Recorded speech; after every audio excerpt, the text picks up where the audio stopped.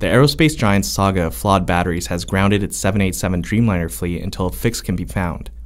According to the Seattle Times, the likely culprit is the hands-off structure of this round of outsourcing, where the company contracted with about 50 top-tier suppliers and essentially outsourced responsibility.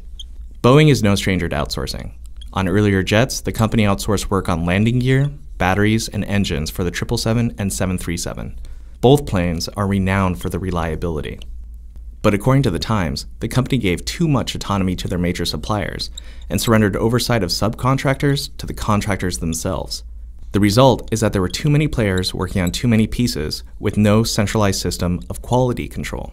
Quality and Boeing's reputation inevitably suffered.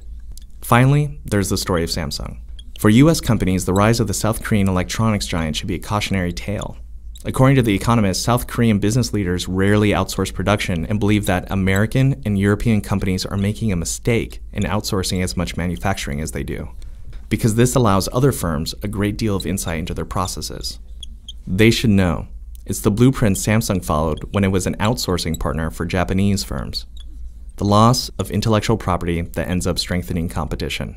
It's an irony, and one more factor for American corporations to consider when deciding whether it's time to bring foreign production home. For more videos from Minute MBA, check out onlinemba.com.